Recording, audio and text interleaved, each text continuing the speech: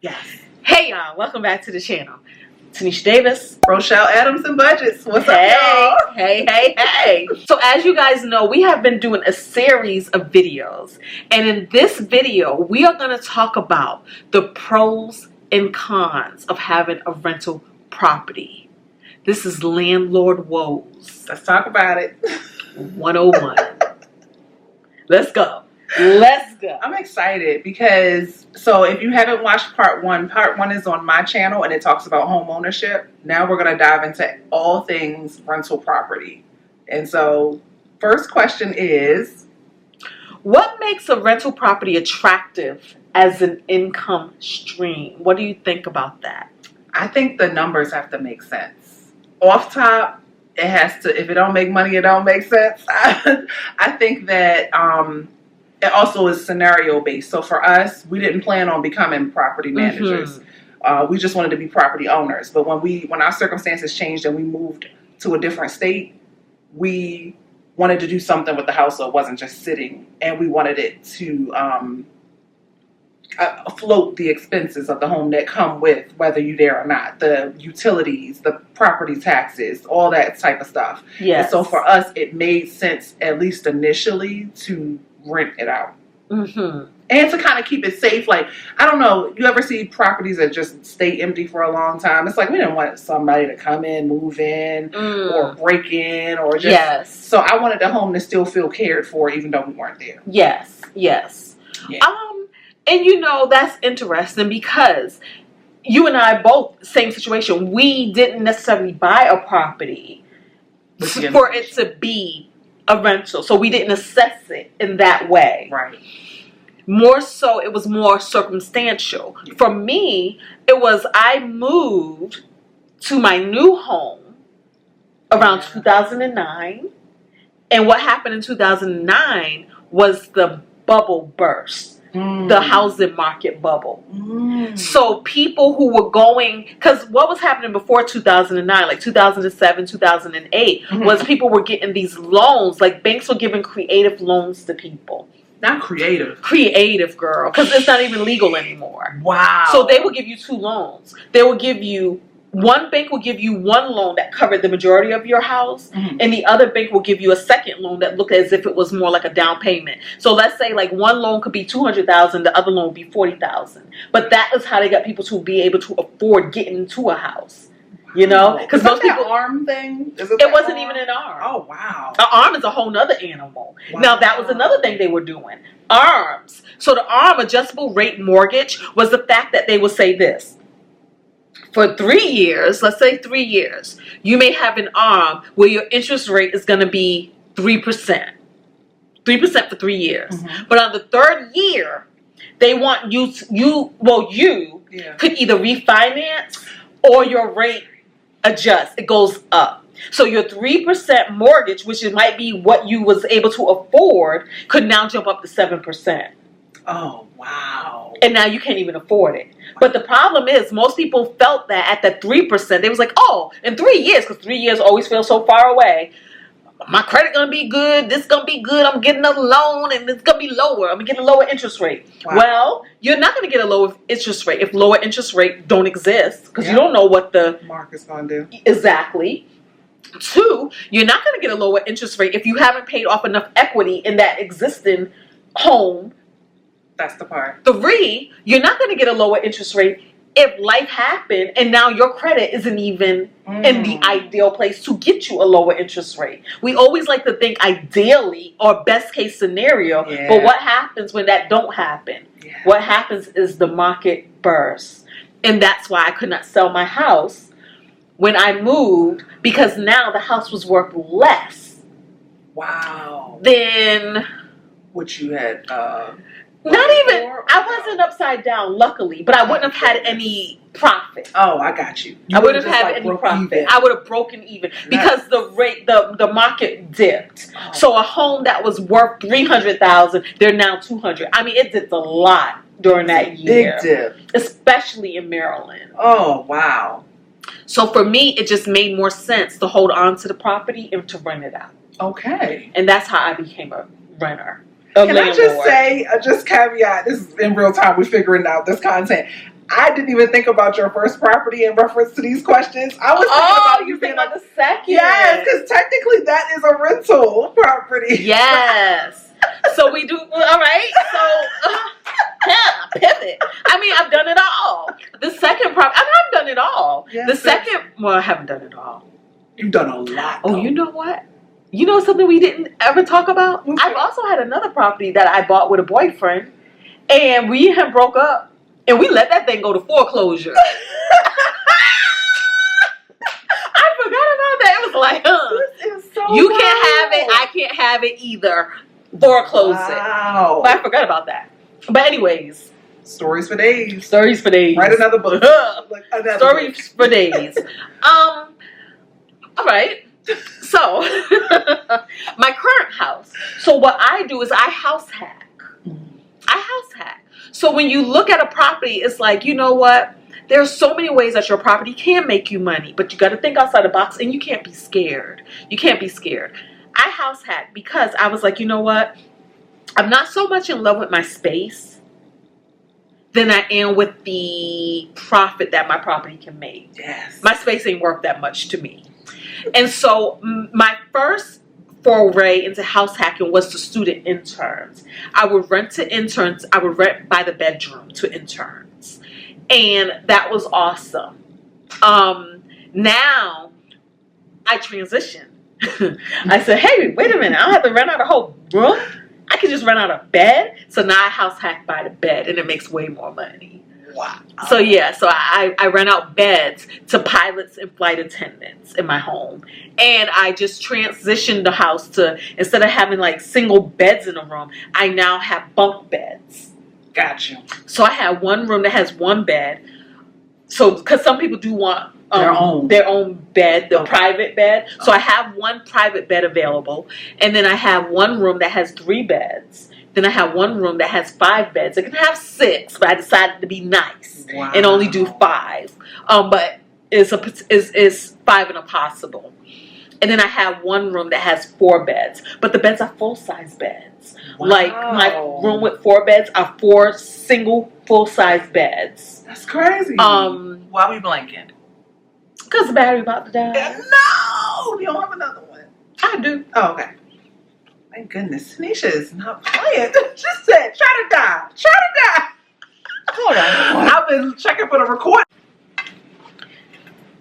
Yeah, so basically. So property number 2. That's what I do. Yeah. So I rent out by the bed. So I went from, I had a property, rented out the whole property, then I went renting out rooms, and then now I rent out beds. If I can slice it up any smaller, I'll do that too. Don't play with it. So. I love it. So that is what you got going on, whether you're there or not. You're not someone that has to be there. No, never. Because I'm a traveler. And that also answers the question for you, because you also find, like in traveling, that there will be people who will get house sitters. Yeah. Because they're going to be gone and they want their house to be lived in. Yep. And they want, Yep. And so I don't have to get house sitters because I have this influx of tenants who care for the house and care for the plants. We don't have pets. I don't even want plants. But Jay having plants. Yeah. So it helps. I love it. And this is trust. I'm a trusting person. So I never live from a space where, oh my goodness, you're gonna be afraid of everybody, somebody gonna get you. Mm-hmm. It ain't nobody got me. You just lock up what you're gonna lock up and forget about the rest. Yeah, it's all good. I like to believe people are more good than bad. So yeah. Oh, okay. Well, I think we kind of answered the next question. How does rental income really help the household budget? Child, go ahead. I would say, as someone who has a long-term tenant, I feel like you specialize in short-term rentals. I specialize in long-term rentals. So I have a property manager, long-term tenants usually, and they are going to, if nothing else, cover the HELOC, say technically, because we don't have a mortgage. The primary mortgage is paid off, but it would cover the HELOC if it needed to, if I had a monthly payment. Mm-hmm. And if it would also cover the taxes, insurance, and anything else that comes along in terms of paying for the property. Now, I will say over the years, it has become less cost effective to keep our property. I have never made so little money off of this property, and it's because I feel like, they start these what do you call them, regulations that just are so one-sided that, so I'm put into boxes with large properties. It's like, this is how it's going to be. This is how much you got to pay to be a legal investment property owner. And it's like, well, we have this small, modest townhome. Why do we have to pay the same thing as, someone who has a 7,000 square foot? Yeah. So it becomes this thing where, we're just getting taken an L in some of these categories, just because it is what it is. The law is the law. And, when you do things the right way, you get screwed sometimes. Yeah. So I am grateful for the income when I have it. Right now, I don't have a tenant. And that's interesting to say on camera for the first time ever since we've had the property. Okay. This is the longest, and this is the only time the property has been empty. And it's just a horrible time. It's winter. Snowmageddon type, apocalyptic, bad weather, ice, freezing rain. It's just not a good time to market for the property. It just so happened that the tenant purchased her own home and moved out right before winter. The winter. Yep. So, but thank goodness the property is modest where I can still cover it and pay for, everything that comes along with it. But rental income is, that I had from the previous month is still saving me. Yes. I would say this. So I'm in a different situation because I already set up my home, because I do live in the house that I rent out the rooms. I set it out so that our overhead is very little. We've got rid of cable, so we have very little overhead. And then also my mortgage is only $1,536 because I've been working on a home payoff journey for a large home. Make sure you say for a large home. So the house purchase price was over $600,000, right? So now got it down to $75,000. But the thing is, I think somewhere around $300,000 I have refinanced for 2.25%. So that's what made it very low. And then I separated the escrow, so the escrow is not in that price. But renting out the beds is enough to pay all of the household expenses, all of the expenses plus escrow, plus car payments, plus insurance, all of our bills. So all of your bills, not just your household bills. Me and Jay, both of us, it pays all of our things. So, yeah. That's it. It is the household budget. That's it. That's all. I love that for her. I love that for y'all. Yeah. I didn't know that. I knew it was good. I knew it covered the house stuff. But all of your bills, in the cars and insurance. And people want to, we're going off topic. People want to say, you traveling despite job loss? Yeah, but anything. People have something to say about anything I do. They just have something to say about me choosing not to look for another job, period.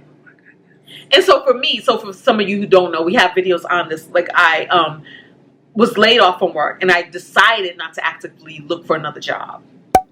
If a job finds me, who am I not to take it? I mean, unless life is just so good, it doesn't make sense to take it, But yeah. I love this for you, my heart. Okay. And that doesn't even talk about YouTube income, right? We haven't even. So there's multiple streams of income. Yeah. We just specifically are talking about the rental property. Yes. And the first one, just so we don't lose you guys, the first rental property. Oh. You. Well, you know what? I think that one might come in with cons. Okay. When we talk about some cons. We'll circle back. So, what tax or financial benefits surprised you? Absolutely nothing at all. And I'm gonna say this. The reason why is because before a certain person was president, we were able. Remember, what you can write off on against your house was there was no cap. Yes. If it was a deduction, it was a deduction. You can write off all of your deductions. Then a certain person became president, and the biggest hit was to the middle class because he put a cap on what you can write off against your house. The cap became $10,000. For the first time ever, I started owing taxes because of that. Yeah. You know, for the middle class, our biggest asset for most of us will be our homes. I don't think I realized it either. Thank you for saying that. I almost forgot to say it in the other video. How few people are property owners in other states. So I didn't realize that this could be an East Coast thing. I don't know. Y'all let us know in the comments. This is totally just my personal experience.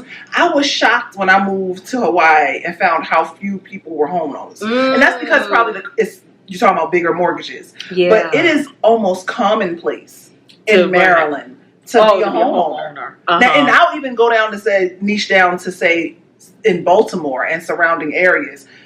Growing up, that was normal. Everybody owned their home. Yeah. So I come to find out over the years that it's not like that in every state. And so we've always had this tax break. We've always had this tax benefit. We've always had something to rely on to be like, well, at least we got the house that, you know, we can. Yeah. And so to not have that is just so crazy all of a sudden now. So I think that is what's surprising to me is how things can change. Yes. And it's out of your control.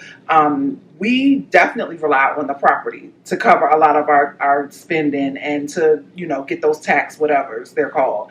We blame everything on the property because it's the reason why we always have to fix something, always got to maintain something, always got to pay somebody out. I paid a $155 bill the other day for a few rooms to be painted.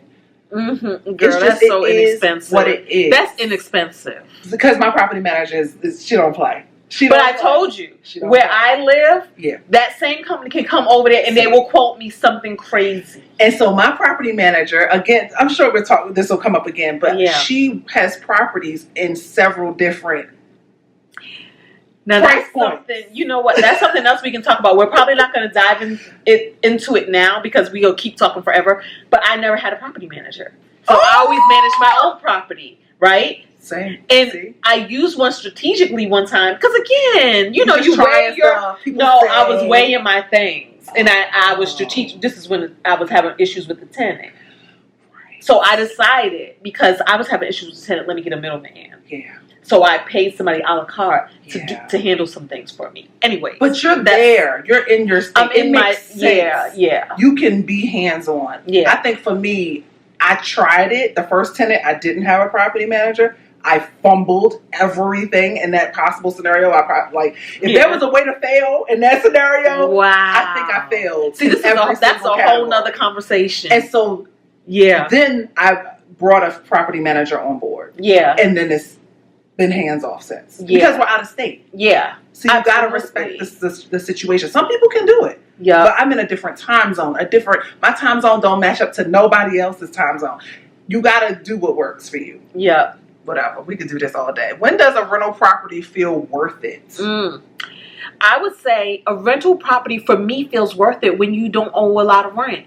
Like for me, it's like for instance, the first property with my tenant, it took everything that she paid to pay the mortgage on that property, right? So therefore, it's not worth it. Therefore, when you run the numbers, you'll realize that, hey, hold up. Because people, I don't know, it's like you really got to face the numbers. What I found is she pays the rent, and the rent may have a little bit of a surplus. But soon as something goes down, it's going to eat that surplus up. Soon as you have to flip the property, it's going to eat that surplus up. Because every time you have to change tenants, you got to do a deep cleaning on the place. Usually new paint. May have to replace carpet, depending on how long that tenant's been there, right? Ain't nobody trying to go and move into a place with dirty carpet, you know? So flipping a property comes with a price. So when people say, oh, no, I have a rental property, and my property brings in $300 a month extra. But does it, though? How much do you keep? Does it, though? If you have a property manager, you got to pay that out your pocket. You know, there's just different things. And so I find the way I do it now, by having renting out the rooms of the property I live in, that's the most cost advantageous to me because, again, you got to live somewhere anyway. Exactly. So why not live somewhere and then find a way to offset where I live? And you're giving up some privacy. But guess what? I ain't trying to walk around my house naked anyway. Exactly. It's okay. I think I ain't you have trying to to have find what you sex on the countertops anyway. Yep. I think it really depends on what you value and what is important to you. If privacy is so important to you, okay, don't do it. But for you, it is literally perfect. Because if it sparks up your anxiety or flares up, then yeah, you have to do what feels mentally and physically good for you. Like, I wouldn't say throw yourself so far out your comfort zone that now you're making yourself sick because, but if your comfort zone is just simply because I like my space, how much is your space worth? My space is for sale. I'm sorry. My space is for sale. And I feel like these are the conversations that you should be having before you attempt to become a homeowner or a property owner, because your story is not going to be somebody else's, but sometimes you don't know what you don't know. And so there might be some good that you need to hear, and there might be some real that you need to hear so that you can at least be semi-prepared for what could happen. You have no control over what's going to happen to that property. As much as you might think you're in control, taxes are going to go up, insurance is going to go up. How much has property tax and insurance gone up over the years versus, you know what I mean? Like, I just think, well, not just a rhetorical, like, I just feel like so much has changed since the day we purchased that home. And then let me say this too, back with that other question too, when people will say, because I do also understand that some people say, well, you know what? It's not for the month-to-month profit. Like, I'm not in owning or renting out a property or being a landlord for the month-to-month profit. I'm in it for the long haul, right? Because we're holding a property so that property gains equity, gains value, so that when I go to sell it 5 years from now, 10 years from now, I can maybe see $100,000 gain or $50,000 gain. And I have tenants to offset that, because as long as I have a tenant, well, I'm not paying the investment off, my tenant is. So I understand that aspect of it too. But we can see the advantages from all different sides. And I can say now, for the first time, this is why I love that we're doing these videos every few years on the same topic, because I want to watch and play it back, the old stuff. I would have to say that having a rental property does not feel worth it for me right now. I never thought I would say that. And I think if I was child free, it would be gone. But I'm holding on for Eva. Why? I don't know. And I don't know if that's a decision that I need to make sooner than later. But literally, this is the first time it's coming up. Holding on for Eva. Because I got this thing in my head where I feel like I want to be able to pass down something to her. She probably ain't gonna want it. That's the thing. I literally asked her. Eva's all of 2. She's all of 2 years old. No, but what's funny is she was like, I don't care, Mom. It's your decision. Yeah. Because what I find is this. To pass it on to Eva, is to say that if she wanted to live there, like, she would even want to move and live in this area, which she probably won't. Nope. Her life, she doesn't even remember that life. And 2, it's saying you're going to pass on what could potentially be a headache to her. Yeah. Because the property is getting older and older. And I say this, the reason why I say this, because we talked about this in another video. I have a mom who had a rental property. I mean, she didn't have a rental property. She was renting a property. And it was a Jimmy rig rental property. Her landlord just kept, every time there was something that needed to be fixed, she would Jimmy rig to fix. But the property was probably built in the 60s. But the landlord passed away. That's why my mom had to move. The landlord passed away, and none of her kids wanted the stuff, so they just sold it off. And even in the selling it off, it wasn't even like they got this big, huge. Because again, the property was like in so much disrepair. Wow. And see, that's the one thing that held me back on knowing how much to renovate and do in that home. First off, the house was old, so we had to do if we wanted to keep it. But I always think, like, I remember sticking to our bottom line. I was so happy we didn't go above and beyond, because we didn't know what we were going to do. And let me tell you something else. The HELOC has these built-in rules. So I can't do what I want yet anyway. I got to wait until I pay off the HELOC to do that. But I want to be ready as soon as this time is up, and as soon as that window opens. I need to decide. Yeah. And so these are why we have the conversation. And I say this too because I say don't fall in love with being a landlord because of status. Because, some people fall in love with the title. No, I'm a homeowner just passed down. I'm in my head. I'm like, yes, oh, that because sounds it was so good. because it was passed down to you, but that made sense. Y'all actually lived in the area. Yeah. Eva's in Hawaii. Yeah. Eva's probably gonna go to college somewhere. Yeah. She ain't gonna move to Baltimore. No. And if she does, she can start over at a new space that she actually wants. And it's like, this is the other thing. The property, because again, we keep a property so that equity builds, blah, blah, blah, blah. Yeah. Sell it, put that equity in the market. That's her inheritance. You know what I mean? Because the house definitely has equity. Yeah, put that money in the market.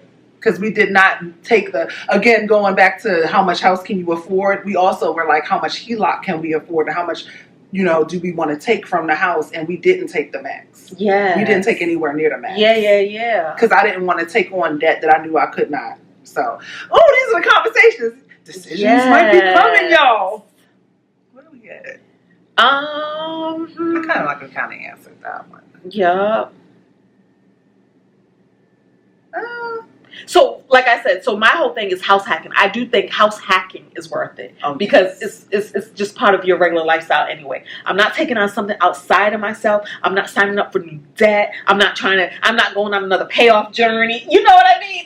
Girl, I'm trying to be free. I'm trying to break all shackles, even the shackle of owing anybody anything. And all right, let me not even say that too much because that might not even be true either. That's it. I told you about our latest thing about to happen, right?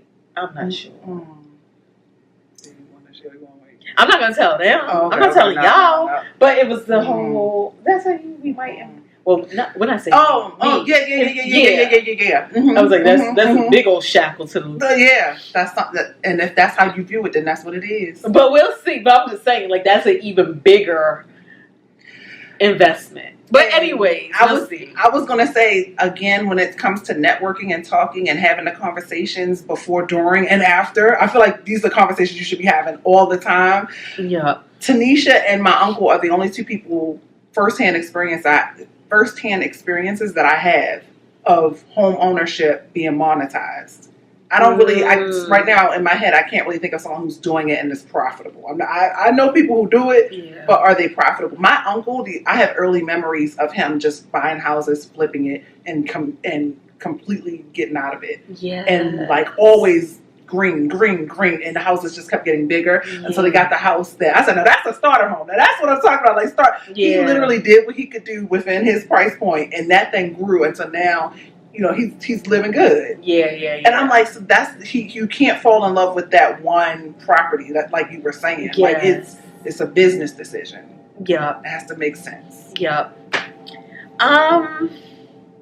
What are the most underestimated landlord expenses? I think we kind of touched on that too. We did. I think for me, how often you have to turn over a place. If you can keep a tenant for a longer period of time, that's worth than turning over every 2 years, because you're going to have to refresh that property, and refreshing property isn't free. So, and let me tell you, so in my scenario, Baltimore, their regs are so crazy. We have inspections, so sometimes I have to refresh the property just for the inspection. Yep. And so even though the tenant is still the same, I gotta spend money. Yep. So I'm glad that I had a long-term stay tenant, because now that I don't have it, I'm still okay. But I wouldn't want to do this you know what I mean? Not for a whole house, like move in, move out every 3 months or something like that. Some people do it. Some people Airbnb, some people do all the things. I like the way Tanisha does it. Or I want somebody for several years. So would you define rental income as passive? No. Yeah. And that's the thing, because you'll hear a lot of people say, it's passive income. I want passive. It's not passive. We gotta stop especially agreeing with something just because it got 1 million views. Yeah, especially if you get a tenant who's problematic. Say it. And problematic is, we've seen the example of the DC tenant. Remember the Airbnb moved in and refused to leave. And then I had a tenant who, when COVID happened, decided she wasn't going to pay rent. Got a whole series on that. Check that out. Eye in the Sky. It turned out to work out in my favor, but who knew? And I feel like somebody with less Constitution, that could have stressed somebody. That could have drove somebody to the hospital. It was stressing me, and I didn't even. And I was just talking to her about it. Yeah, it didn't stress me. I didn't know how it would end, but I did know it would all be all right, and it was going to be fun while it was being all right. And you monetized it, and I monetized it. You know, but would I sign up for that year after year? Absolutely like not. People ask us all the time, "Oh, when are you going to buy the next house?" For what? For what? Something else to keep you in for the US. what? Yeah. All right. And we said that. What happens financially during vacancies and a bad tenant? And I would say, again, just like everything else, for a rental property, you have to have your emergency fund for those cases, for when you're in between tenants, for when you have the tenant like I had who wasn't paying the rent, but guess what? The mortgage is still due. You know, because I had savings, I never felt the dearth of having to swing that mortgage without her rent. But what if I didn't have savings? Would have been a now, yeah, the house may be in foreclosure. Now I'm behind on payments. Now my credit is messed up. I mean, you know, just all of these things you can't solve for. And the funny part about it is, remember, my tenant had been my tenant for 12 years. 10 years were great. I had no issues with her for 10 years. The last 2 years, she just turned. It almost negated the first 10. Yeah. But, you know, we don't know if mental health was involved. Yeah. Because for somebody to be that drastic of a change, you don't know. I agree with you wholeheartedly. It just felt like something wasn't right. Rental investments are not my favorite because you cannot. Humans are the most unpredictable asset investment ever. They're unpredictable. Cut me off. Oh, it's still there. So what I'm saying is human beings are unpredictable. And so if I have to run a business that's based on a human paying me rent, there's a lot of risk in that. There's a lot of risk. So much. Yeah. I think you covered that for the both of us.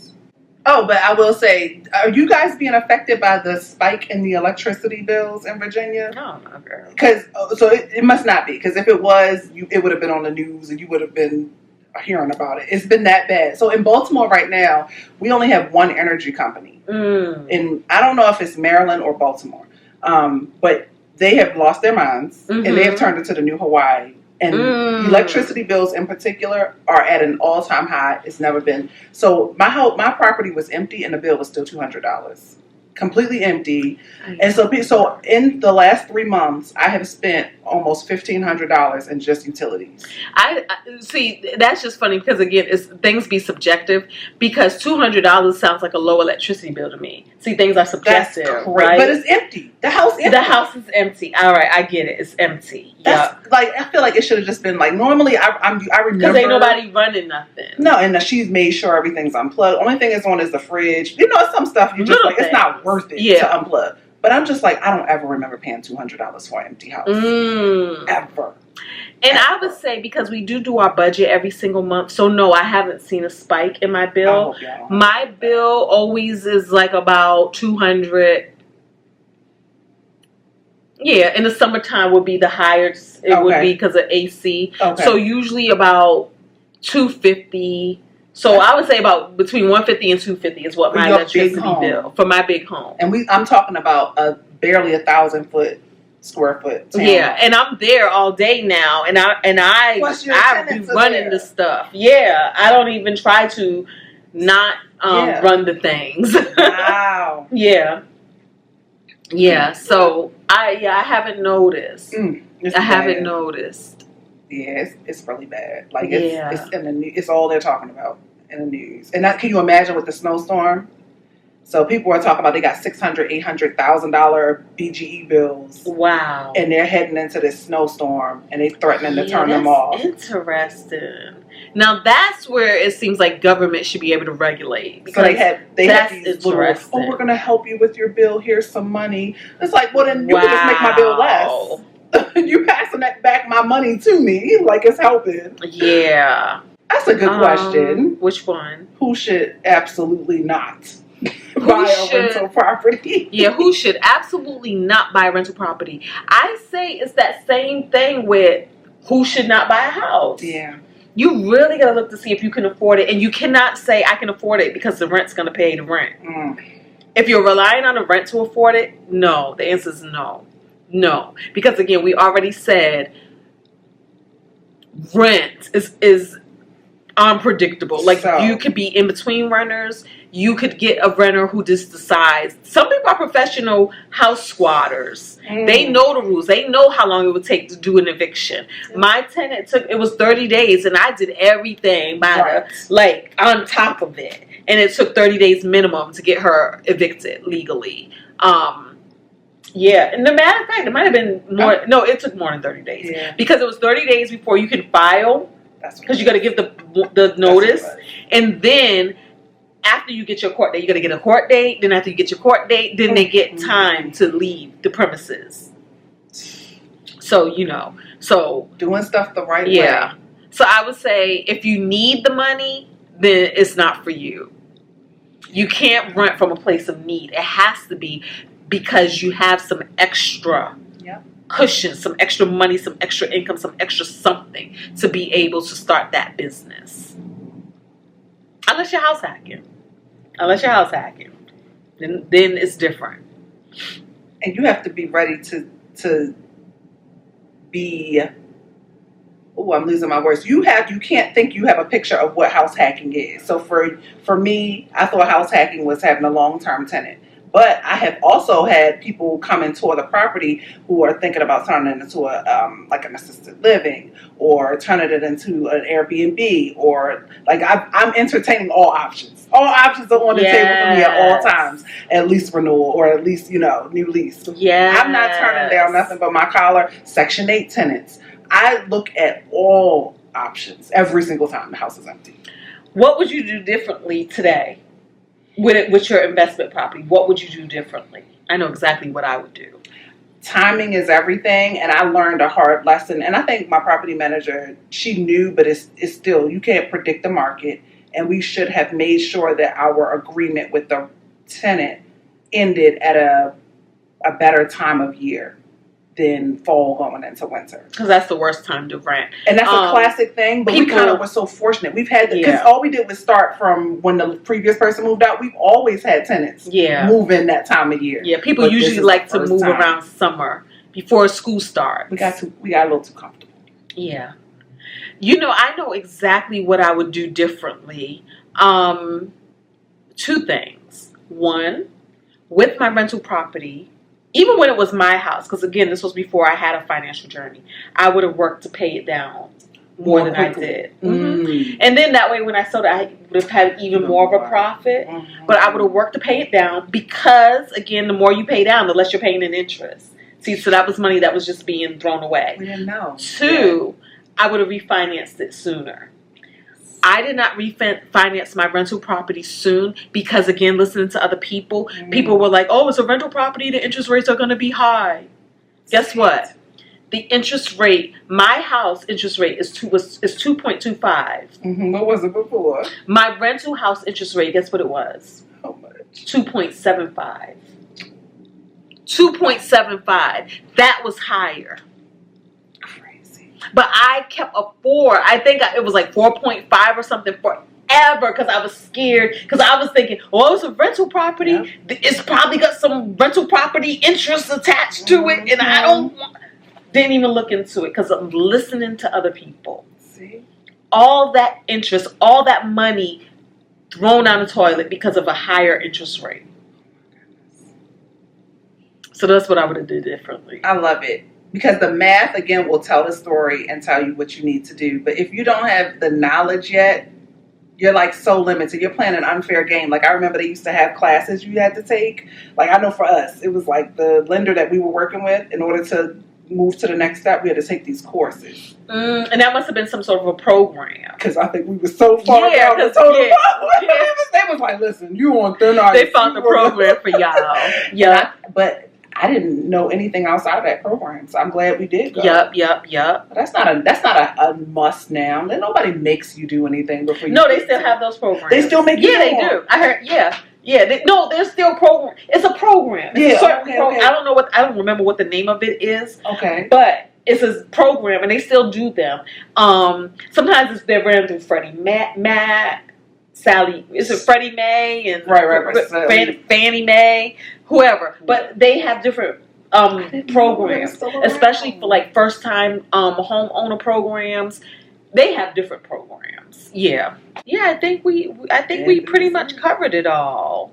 Man, just by talking, we can talk. We can tell you some stuff, y'all. And let us know in the comments if we are the unicorns. I said this in every video, or are we the norm? Let us know in the comments what your story has been like, because I find it so interesting when I say something on camera and like I get so few comments, but the comments I get are like, "Girl, it's not like that for me," and I'm like, floored, so it's nice to know, what others are going through and how their experience has been with rental. Yeah. So guys, I think that about sums it up. Thank you all so much for being here. Do not forget to thumbs up, talk to us in the comments, and subscribe if you're so inclined. I'm Tinesha Davis, Fun and Budget. This is Rochelle Adamson Budgets. Please go over and check her out over there. Her information will be in the show notes below or in the eye in the sky, whichever comes first or both. All right? So see y'all next time. Bye. Peace.